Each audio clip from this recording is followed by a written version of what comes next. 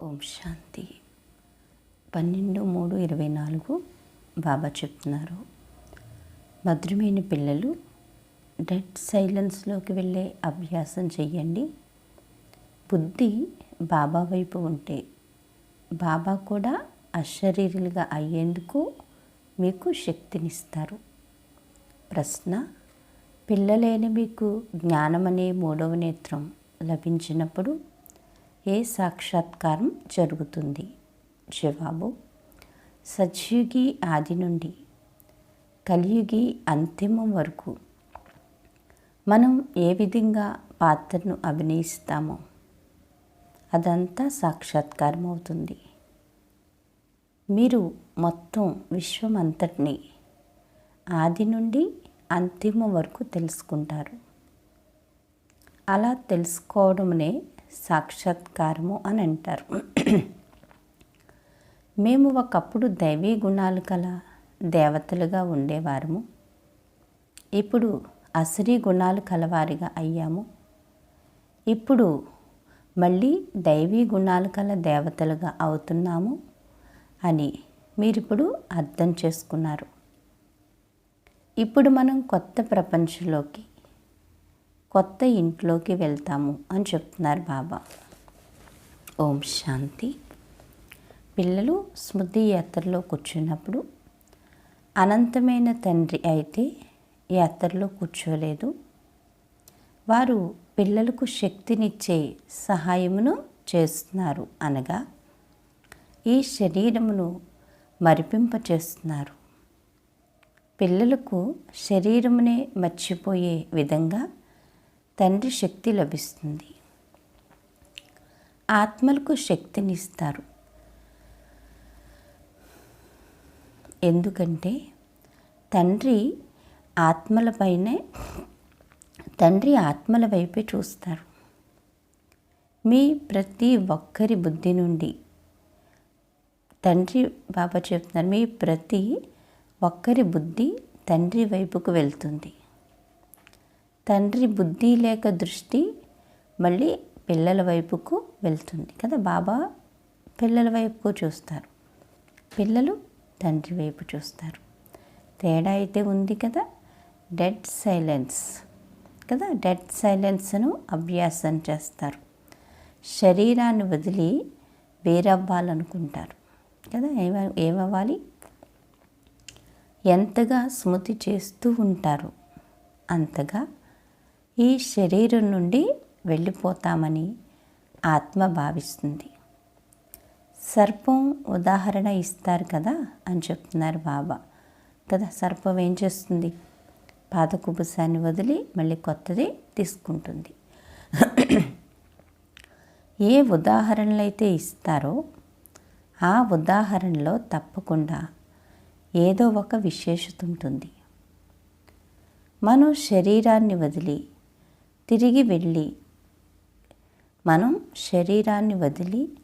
తిరిగి వెళ్ళిపోతామని, మళ్ళీ తిరిగి వస్తామని మీకు తెలుసు. ఈ విషయాలు ఇంకెవ్వరికీ తెలియవు. ఈ డ్రామాను గురించి ఎవరికీ తెలియదు అని చెప్తున్నారు బాబా. తెలుసా? బాబా పిల్లలైన మనకి తప్పించి ఈ విషయాలు ఇంకెవరికీ కూడా తెలియవు. ఈ స్మృతి ద్వారా మీ వికర్మలు వినాశనమవుతాయని ఈ విధంగా ఇంకెవరు గ్యారెంటీ ఇవ్వరు. ఇటువంటి విషయాన్ని ఇంకెవరు వినిపించరు. బాబా అంటారు, ఇప్పుడు మనం తిరుగు ప్రయాణంలో ఉన్నామని పిల్లలైన మీకు తెలుసు. ఆత్మ బుద్ధియోగం అటువైపు ఉంది. ఇప్పుడు నాటకం పూర్తయింది. ఇప్పుడిక తిరిగి ఇంటికి వెళ్ళాలి. తండ్రిని స్మృతి చేయాలి. తానే పతిత పావనుడు. గంగ నీరును ముక్తి ప్రదాత లేక మార్గదర్శకుడు అని అనరు కదా. ఒక్క తండ్రియే ముక్తి ప్రదాత మరియు మార్గదర్శకుడు అవ్వగలరు. ఇది బాబా చెప్తున్నారు. ఇవి కూడా బాగా అర్థం చేసుకోవలసిన మరియు అర్థం చేయించవలసిన విషయాలు. అది భక్తి మాత్రమే. బాబా చెప్తున్నారు, దాని ద్వారా ఏ కళ్యాణము జరగజాలదు. నీళ్లు స్నానం కొరకు ఉన్నాయే కానీ అవి ఎప్పుడూ పావనంగా చేయలేవని పిల్లలకు తెలుసు. అంతేకాని భావనా ఫలం ఎంతో కొంతైతే లభించగలదని కాదు. భక్తి మార్గంలో దానికి మహత్వాన్ని ఉంచారు. ఈ విషయాలన్నిటినీ అంతర్శ్రద్ధ అని అంటారు. ఇటువంటి శ్రద్ధను ఉంచుతూ మనుషులకు అందుల పిల్లలు అందులు అన్న టైటిలు లభిస్తుంది. భగవాన్ వాచ ఉంది కదా, అందులు మరియు కళ్ళున్నవారు ఎవరో కూడా మీకు తెలుసు. ఇప్పుడు మొత్తం సృష్టి అంతటి ఆది మధ్యాంతరాలను తండ్రి ద్వారా తెలుసుకున్నారు. మీరు తండ్రిని తెలుసుకున్నారు కావున సృష్టి ఆది మధ్యాంతరాలు మరియు డైరెక్షన్ను కూడా తెలుసుకున్నారు. ఒక్కొక్క విషయము పైన విసారసాగర్ మదనం చేసి మీకు మీరుగానే నిర్ణయించుకోవాల్సి ఉంటుంది కదా. బాబా ఏం చెప్తున్నారు పిల్లలకి, ఒక్కొక్క విషయం పైన విసారసాగర్ మదనం చేయండి, మీకు మీరుగా నిర్ణయించండి ఏది మంచి ఏది చెడు. బాబా చెప్పేది ఎంత సత్యం, మనం ఎలా తయారవ్వాలి, మన యొక్క జీవితం యొక్క లక్ష్యం ఏంటి, మన స్థితిని ఇప్పుడు మనం ఎలా తయారు చేసుకోవాలి, అంతిమ సమయానికి పూర్తి అశరీరీ స్థితిని ఎలా అభ్యాసం చేయాలి అనేది ఎవరు స్వయాన్ని వాళ్ళే ఒకసారి ఏం చేయండి, చెక్ చేసుకోండి. అప్పుడే మీరు చేంజ్ అవుతారు అని చెప్తున్నారు బాబా. భక్తి మరియు జ్ఞానానికి తేడా ఉంది. జ్ఞానం పూర్తిగా అతీతమైంది. ఈ జ్ఞానము ఎంతో ప్రసిద్ధమైంది. రాజయోగపు చదువు ఉంది కదా, దేవతలు సంపూర్ణ నిర్వీకారులుగా ఉండేవారని కూడా పిల్లలకు తెలిసింది. రచయిత అయిన తండ్రియే కూర్చుని తమ పరిచయాన్ని ఇస్తారు. వారు పరం ఆత్మ. పరం ఆత్మనే పరమాత్మ అని అంటారు. ఇంగ్లీష్లో సుప్రీం సోల్ అని అంటారు. సోల్ అనగా అర్థం ఆత్మ. తండ్రి ఆత్మ పెద్దగా ఏమీ ఉండదు. ఆత్మ పరమాత్మ రూపంలో అయితే ఒక్కటే. తండ్రి ఆత్మ కూడా పిల్లలనే మీ ఆత్మ ఉన్నట్లుగానే ఉంటుంది, పెద్దది ఉండదు. పిల్లలు చిన్నగా, తండ్రి పెద్దగా ఉండరు. ఆ ఉన్నతోన్నతుడైన జ్ఞానసాగరుడైన తండ్రి ఎంతో ప్రేమగా పిల్లలకు అర్థం చేయిస్తూ ఉంటారు. బాబా ఇచ్చే ప్రేమని ఈ ప్రపంచంలో మనకెవ్వరూ ఇవ్వలేరు. ఎందుకంటే మనుషులు ఇచ్చే ప్రేమలో అయితే ప్రతి ఒక్కళ్ళ దాంట్లోనూ స్వార్థం ఉంటుంది. కానీ భగవంతుడి ఇచ్చే ప్రేమలో స్వార్థం ఉండదు. నిస్వార్థంగా బాబా మనల్ని తన సమానంగా తయారు చేయడానికి ఎంతో కష్టపడి మనల్ని చదివిస్తున్నారు, ప్రేమనిస్తున్నారు, వారసత్వాన్ని ఇస్తున్నారు. మరి ఇంత ప్రేమనిచ్చే తండ్రిని మరి మనం కూడా ఏం చేయాలి? అంత ప్రేమగా మనస్ఫూర్తిగా నా బాబా అంటే చాలు, మన యొక్క ఈ పిలుపు బాబాకి చేరుకుంటుంది. బాబా చెప్తున్నారు, పాత్రను అభినయించేది ఎవరు? ఆత్మయే. తప్పకుండా శరీరాన్ని ధారణ చేసి పాత్రను అభినయిస్తుంది. ఆత్మ ఉండే స్థానం ఏంటి? శాంతిధామం. బాబా అంటారు, ఆత్మలు బ్రహ్మతత్వంలో ఉంటాయని పిల్లలకు తెలుసు. ఏ విధముగా హిందూస్థాన్లో ఉండేవారు స్వయాన్ని హిందువులుగా పిలుచుకుంటారు, అలాగే బ్రహ్మాండంలో ఉండేవారు బ్రహ్మతత్వాన్ని ఈశ్వరునిగా భావించుకున్నారు. డ్రామాలో కింద పడిపోయే ఉపాయం కూడా రచింపబడి ఉంది. ఎవరు ఎంతగా కష్టపడినా కానీ ఎవరూ తిరిగి వెళ్ళలేరు. నాటకం ఎప్పుడైతే పూర్తవుతుందో అప్పుడు నటులందరూ ఒకచోట కలుస్తారు. రచయిత, ముఖ్య నటుడు కూడా అక్కడ నిల్చుంటారు. ఇప్పుడు ఈ నాటకం పూర్తవుతుందని పిల్లలకు తెలుసు. ఈ విషయాలు సాధు సన్యాసులు మొదలైన వారెవరూ తెలుసుకోలేరు. బాబా చెప్తారు, ఈ ఆత్మజ్ఞానం ఎవ్వరికీ లేదు. పరమాత్మ అయిన తండ్రి ఇక్కడకు ఒకేసారి వస్తారు. మిగిలిన వారంతా ఇక్కడ పాత్రను అభినయించవలసిందే. వృద్ధి జరుగుతూ ఉంటుంది. ఆత్మలన్నీ ఎక్కడి నుండి వచ్చాయి? ఎవరైనా తిరిగి వెళ్తున్నట్లయితే మళ్ళీ అది ఒక ఆచారంగా అయిపోతుంది. ఒకరు వస్తారు, ఇంకొకరు వెళ్తారు. మళ్ళీ అప్పుడు పునర్జన్మలు అని అనలేరు. పునర్జన్మలు మొదటి నుండే నడుస్తూ వస్తాయి. బాబా చెప్తున్నారు, మొదటి నెంబర్లో ఈ లక్ష్మీనారాయణలు ఉంటారు.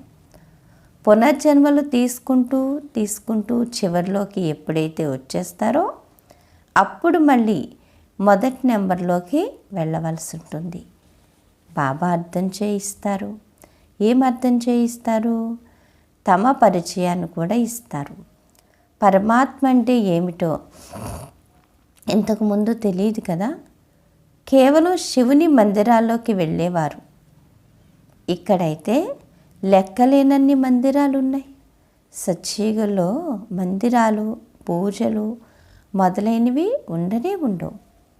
అక్కడ మీరు పూజ్య దేవీ దేవతలుగా అవుతారు. అక్కడ మీరు పూజ్యులుగా ఉంటారు కాబట్టి పూజలు అవసరం లేదు. ఇక్కడ పూజారులుగా ఉన్నాం కాబట్టి దేవతలకి ఏం చేస్తున్నాం? పూజ చేస్తున్నాం. బాబా అంటారు, మళ్ళీ అర్ధకల్పం తర్వాత పూజారులుగా అయినప్పుడు మళ్ళీ వారిని దేవీ దేవతలు అని అన్నారు. బాబా చెప్తున్నారు, మళ్ళీ తండ్రి వచ్చి పూజ్యులుగా తయారు చేస్తారు. ఇంకే దేశంలోనూ ఈ గాయనం లేదు.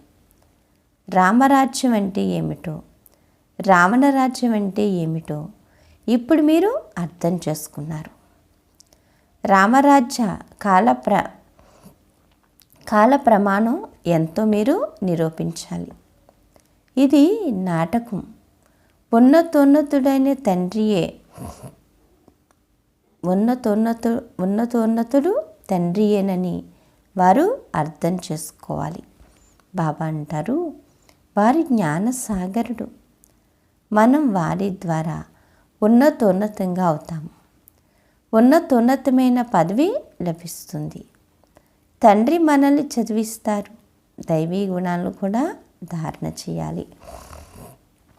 బాబా అంటారు, మీరు ఇలా ఉన్నారు, మేము ఇలా ఉన్నామని పిల్లలు వర్ణన చేస్తారు.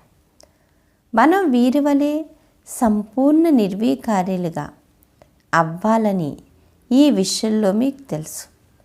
బాబాను స్మృతి చెయ్యడం తప్ప ఇంకే ఉపాయము లేదు అని చెప్తున్నారు బాబా. ఎవరికైనా తెలిస్తే చెప్పండి, బ్రహ్మము లేక బ్రహ్మతత్వము నిర్వీకారి అని అయితే అనరు కదా. ఆత్మయే నిర్వీకారిగా అవుతుంది. బ్రహ్మమును లేక తత్వమును ఆత్మ అనైతే అనరు. అది కేవలం నివసించే స్థానం మాత్రమే కదా. బ్రహ్మ మహాతత్వం ఏంటి? పరంధాము నివసించే స్థానం మాత్రమే అని చెప్తున్నారు బాబా. బాబా అంటారు, అదేంటి నివసించే స్థానం మాత్రమే అని చెప్తున్నారు బాబా. అక్కడ ఉంటుంది.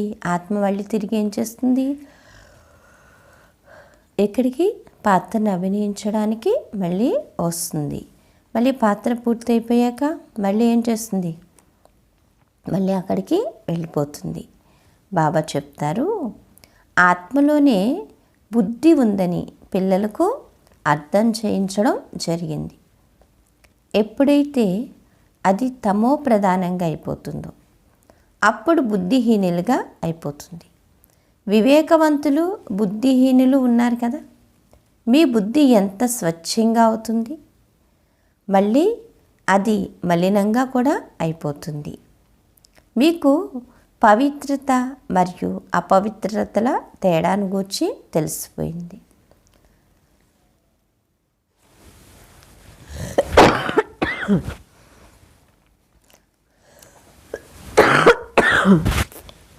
బాబా అంటారు, అపవిత్రమైన ఆత్మ తిరిగి వెళ్ళలేదు. ఇప్పుడు అపవిత్రం నుండి పవిత్రంగా ఎలా అవ్వాలి అన్న విషయాన్ని గూర్చే ఎంతో కష్టపడుతూ ఉంటారు. ఇది కూడా డ్రామాలో రచింపబడి ఉంది. ఇప్పుడు ఇది సంగమ యుగం అని మీకు తెలుసు. తీసుకువెళ్ళేందుకు తండ్రి ఒకేసారి వస్తారు. అందరూ కొత్త ప్రపంచంలోకి వెళ్ళరు. ఎవరికైతే పాత్ర ఉందో వారు అందరూ కొత్త ప్రపంచంలోకి అయితే వెళ్ళరు. ఎవరికైతే పాత్ర ఉండదో వారు శాంతిధామంలోనే ఉంటారు. కావుననే చిత్రాల్లో కూడా చూపించారు. మిగిలిన చిత్రాలు మొదలైనవి ఏవైతే ఉన్నాయో అవన్నీ భక్తి మార్గానికి చెందినవి. ఇవి జ్ఞాన మార్గానికి చెందిన చిత్రాలు. దీని ద్వారా సృష్టి చక్రం ఎలా తిరుగుతుందో, మనం ఏ విధంగా కిందకు దిగుతామో అర్థం చేసుకోవడం జరుగుతుంది. బాబా అంటారు, 14 కళల నుండి 12 కళలకు తగ్గుతాయి. ఇప్పుడు మళ్ళీ ఏ కళలు లేవు. నెంబర్ వారీగా అయితే ఉన్నారు కదా, నటులు కూడా నెంబర్ వారీగా ఉంటారు. కొందరి జీవితం 1000 కదా, నటులు కూడా ఎలా ఉంటారు, నెంబర్ వారీగా ఉంటారు. కొందరి జీతం 1000, కొందరిది 1500, కొందరికి 100. ఎంత తేడా ఉంది. చదువులో కూడా ఎంతగా రాత్రికి పగలికి ఉన్నంత తేడా ఉంది. ఆ స్కూల్లో ఎవరైనా ఫెయిల్ అయితే మళ్ళీ చదువుకోవాల్సి ఉంటుంది. కానీ ఇక్కడైతే మళ్ళీ చదువుకునే విషయమే లేదు. పదవి తగ్గిపోతుంది, మళ్ళీ ఎప్పుడూ చదువు ఉండదు అని చెప్తున్నారు బాబా కదా. ఆ స్కూల్లో అనుకోండి, చదువు సబ్జెక్ట్ పోతే ఏం చేయొచ్చు, మళ్ళీ తిరిగి కట్టొచ్చు. కానీ ఈ స్కూల్లో అయితే ఆ ఛాన్సు ఉండదని చెప్తున్నారు బాబా. బాబా అంటారు, ఒకేసారి ఉంటుంది కదా చదువు, ఒకేసారి ఉంటుంది. తండ్రి కూడా ఒకేసారి వస్తారు. మొట్టమొదట ఒకే రాజధాని ఉండేదని పిల్లలకు కూడా తెలుసు. ఇది మీరు ఎవరికి అర్థం చేయించినా వారు అంగీకరిస్తారు.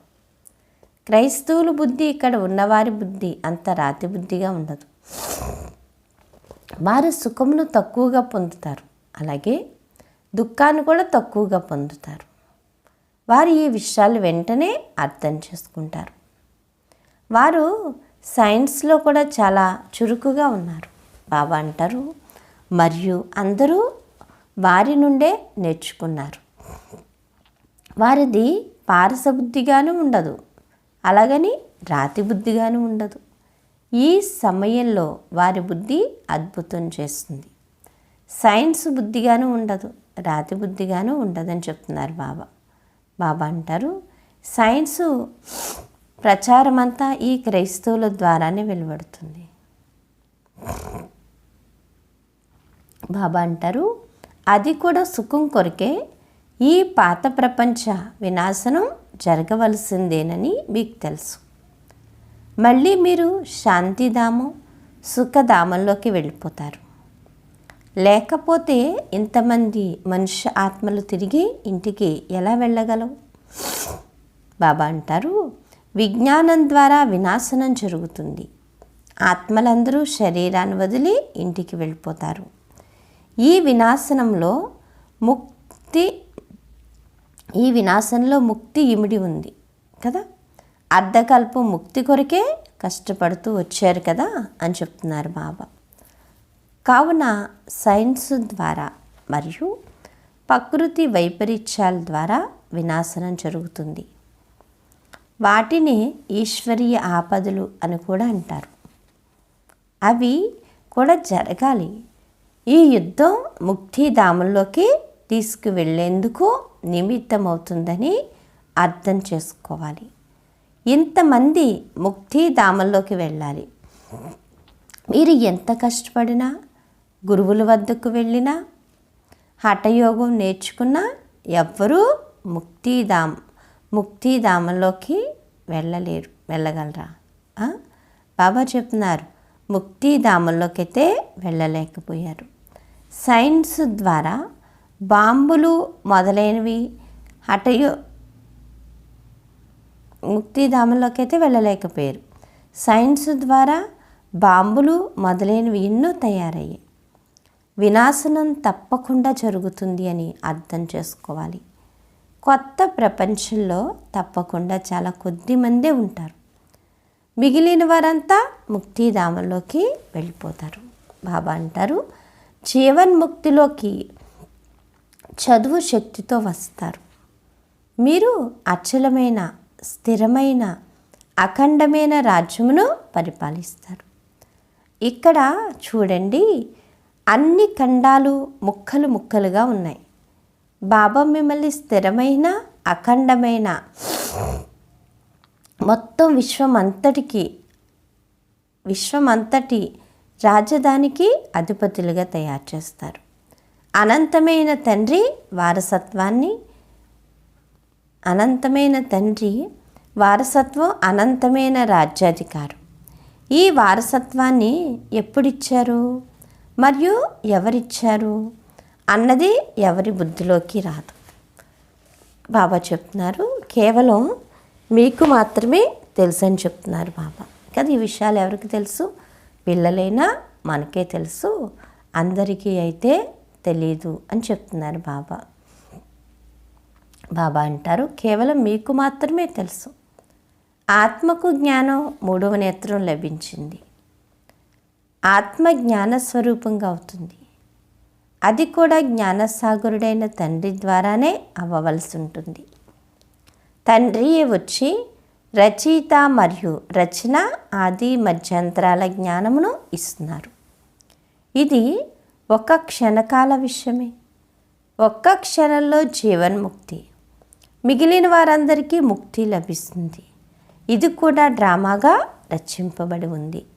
రావణ్ణి బంధనం నుండి అందరూ ముక్తులైపోతారు. వారి విశ్వంలో శాంతి కొరకు ఎంతగానో కష్టపడుతూ ఉంటారు. విశ్వంలో మరియు బ్రహ్మాండంలో శాంతి ఎప్పుడు ఏర్పడుతుంది అన్నది కేవలం పిల్లలైనా మీకు మాత్రమే తెలుసు అని చెప్తున్నారు బాబా. బ్రహ్మాండంలో శాంతి ఉంటుంది. ఆ బ్రహ్మాండంలో ఏముంటుంది?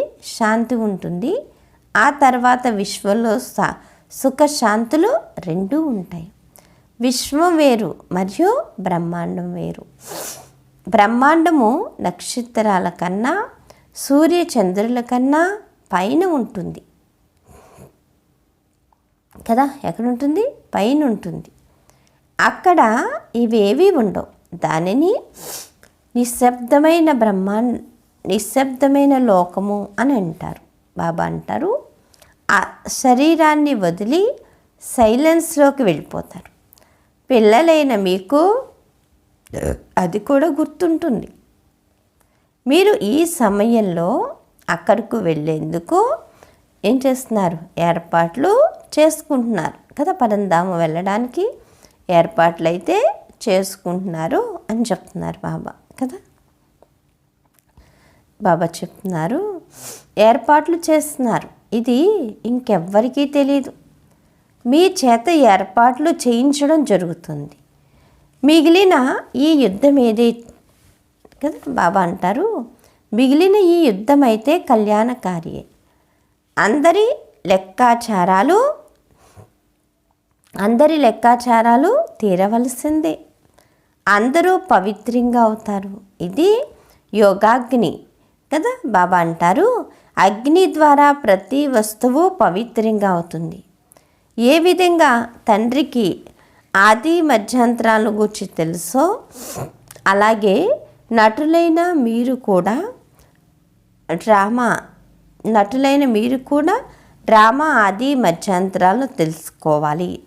దానిని తెలుసుకోవడమే సాక్షాత్కారం అని అంటారు కదా. డ్రామా యొక్క ఆది మధ్య అంతరహస్యాలన్నీ మనము తెలుసుకోవాలి. అప్పుడు ఏమవుతుంది, కొత్త ప్రపంచ స్థాపన ఎలా జరుగుతుందో కూడా మనకి సాక్షాత్కారం అవుతుంది అని చెప్తున్నారు బాబా. ఇప్పుడు ఈ జ్ఞానం అనే 3వ నేత్రం తెరుచుకుంది.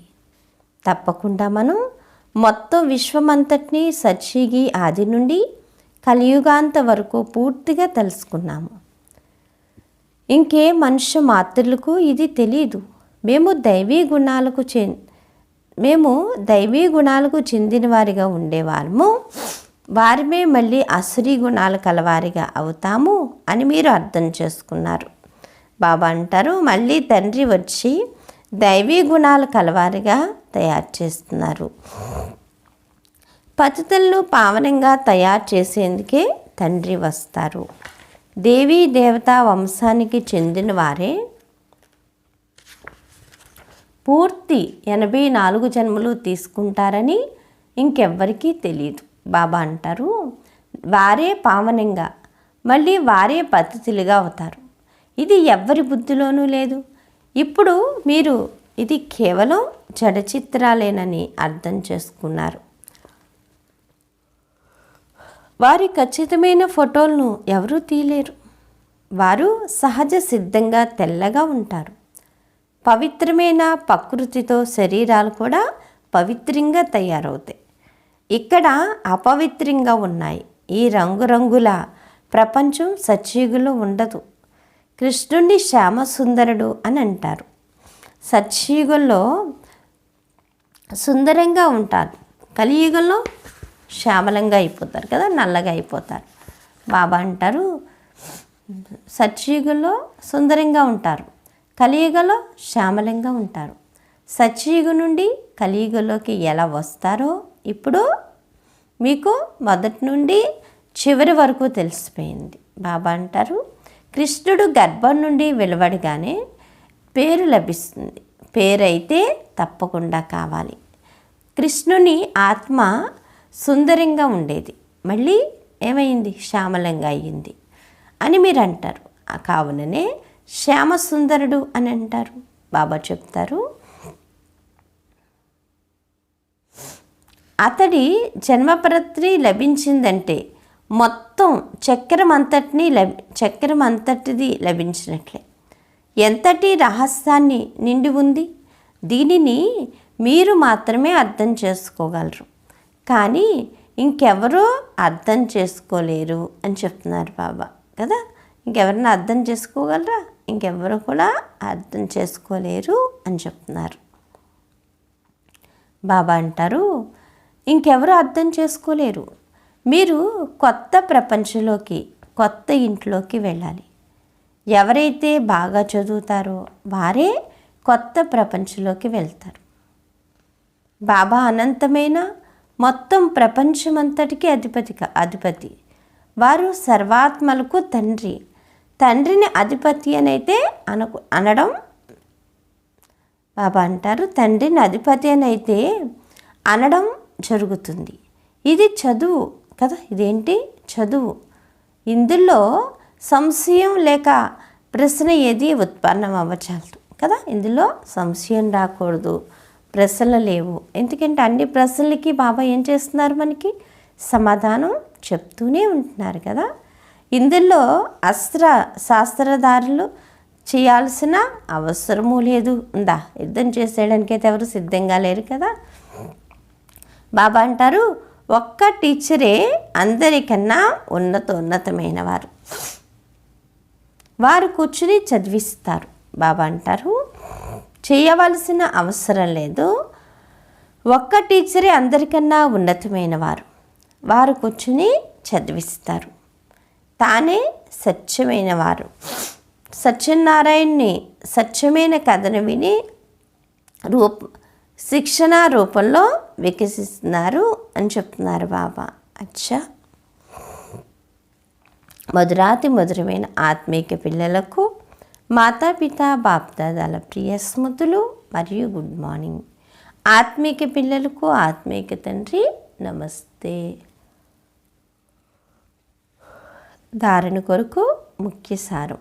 ఫస్ట్ పాయింట్ బాబా చెప్తున్నారు, మీ సర్వ లెక్కాచారాలను తీర్చుకుని నిశ్శబ్ద లోకంలోకి వెళ్ళేందుకే ఏర్పాట్లు చేయాలి. స్మృతి శక్తి ద్వారా ఆత్మను సంపూర్ణ పావనంగా తయారు చేసుకోవాలి. సెకండ్ పాయింట్ బాబా అంటారు, జ్ఞానసాగర్ని జ్ఞానమును స్వరూపంలోకి తీసుకురావాలి. విశాల సాగర మదనం చేసి మీ నిర్ణయాన్ని చెక్ చేసుకోవాలి. జీవన్ముక్తిలో శ్రేష్ఠ పదవిని పొందేందుకు దైవీ గుణాలను ధారణ చేయాలి కదా. బాబా ఏం చెప్తున్నారు, జీవన్ముక్తిలో శ్రేష్ఠ పదవి పొందాలి అనుకున్నట్లయితే దైవీ గుణాలను ఏం చేయండి, ధారణ చేయండి. వరదానము, బాబాతో ఉంటూ ఉంటూ వారి సమానంగా అయ్యి సర్వ ఆకర్షణల ప్రభావం నుండి ముక్తి భవ. బాబా ఏం చెప్తున్నారు ఈరోజు, బాబాతో ఉంటూ ఉంటూ వారి సమానంగా అయ్యి సర్వ ఆకర్షణ నుండి ఎలా ఉండండి, ముక్తులుగా అవ్వండి అని చెప్తున్నారు. ఎక్కడైతే తండ్రి స్మృతి ఉంటుందో అనగా తండ్రి తోడు ఉంటుందో అక్కడ దేహ అభిమానం ఉత్పత్తి జరగచాలదు. బాబాతోటి ఉండేవారు ఈ లేక బాబాకు దగ్గరగా ఉండేవారు ప్రపంచపు వికారీ వైబ్రేషన్లు మరియు ఆకర్షణల ప్రభావం నుండి దూరం అవుతారు. బాబా తోడుగా ఉండే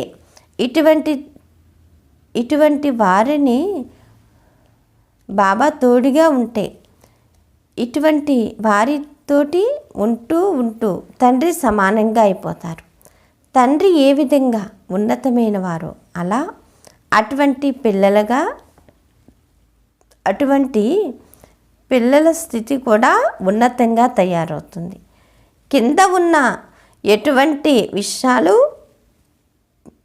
వారిపై ప్రభావాన్ని వెయ్యలేవు. బాబా ఏం చెప్తున్నారు, తండ్రి ఏ విధంగా ఉన్నతమైన వారో అలా ఇటువంటి ఆటలు ఏం చేయాలి, చూడాలి. బాబా అంటారు, ఎందుకంటే కింద ఉన్న ఎటువంటి విషయాలు వారిపై ప్రభావాన్ని వెయ్యలేవు అని చెప్తున్నారు.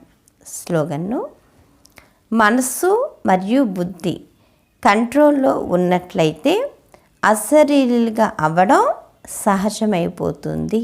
బాబా ఏం చెప్తున్నారు ఈరోజు స్లోగన్ను, మనస్సు మరియు బుద్ధి కంట్రోల్లో ఉన్నట్లయితే కదా అశరీరిగా అవ్వడం ఏమైపోతుంది, చాలా సహజమైపోతుంది అని చెప్తున్నారు బాబా. అచ్చా, మధురాతి మధురమైన ఆత్మీక తండ్రికి ఆత్మీక పిల్లల యొక్క ప్రియ స్మృతులు, గుడ్ మార్నింగ్ మరియు నమస్తే నమస్తే నమస్తే.